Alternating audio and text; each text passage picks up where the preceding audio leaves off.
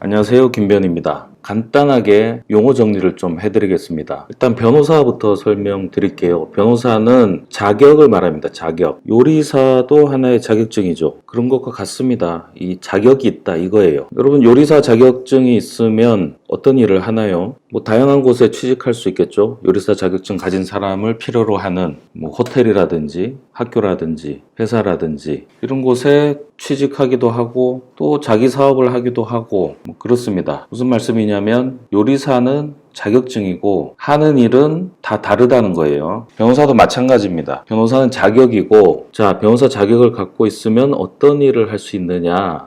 형사 사건에서 변호인을 할 수 있습니다.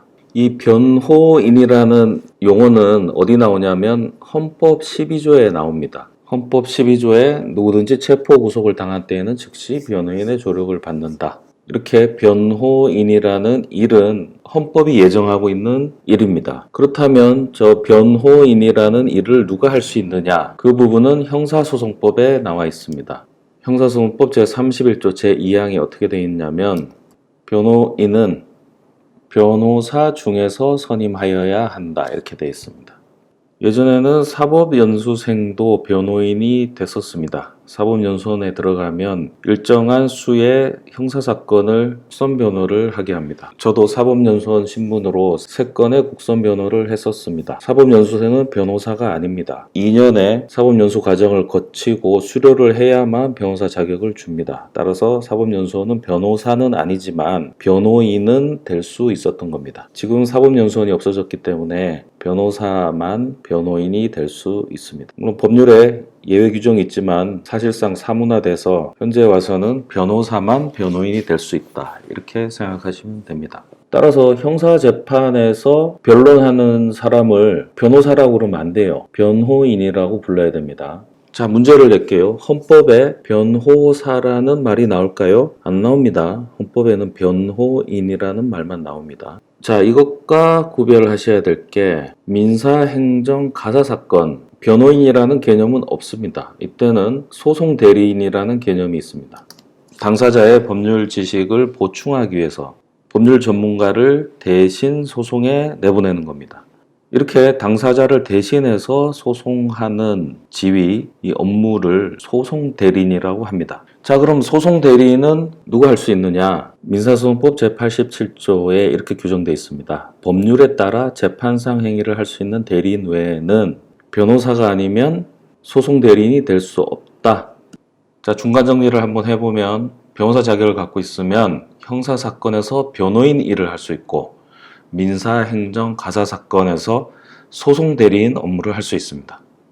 그럼 소송 대리인은 변호사만 하느냐? 그게 아닙니다. 민사소송에서 소가 1억 이하, 그러니까 조금 규모가 작은 민사소송, 가족이라든지 직원이라든지 이런 특수관계에 있는 사람이 저 소송 대리를 하겠습니다. 이렇게 해서 신청해서 법원이 허가해주면 소송 대리인이 될 수 있어요.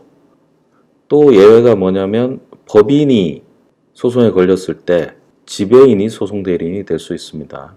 그리고 국가의 경우에는 변호사가 아니더라도 소송 수행하는 사람이 소송 대리를 할 수가 있고요.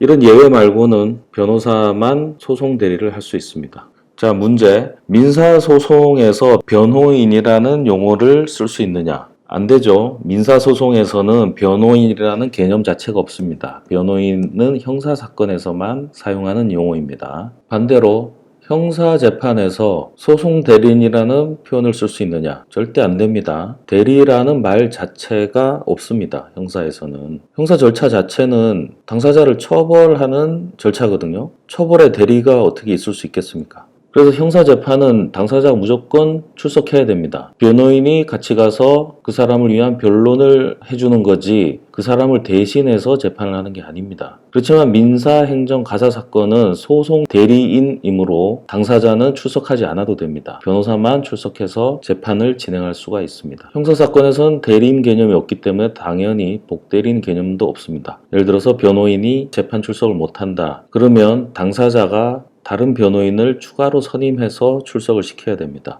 민사, 행정, 가사 사건에서 소송 대리인은 자기가 시간이 없으면 다른 변호사를 대신 보내도 돼요.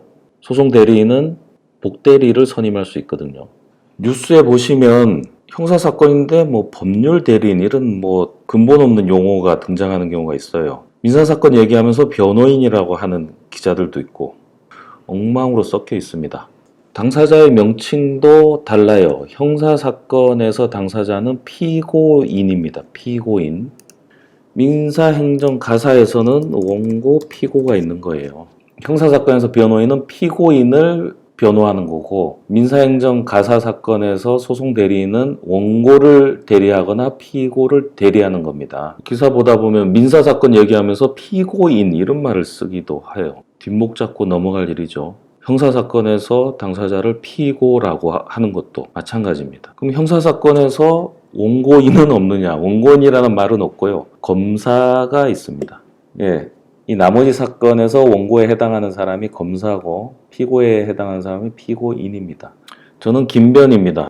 김치성을 가진 변호사입니다. 제가 형사사건을 할 때는 변호인이 되는 거고 나머지 사건을 할 때는 어느 한쪽의 소송 대리인 업무를 하는 겁니다. 여기까지 하겠습니다.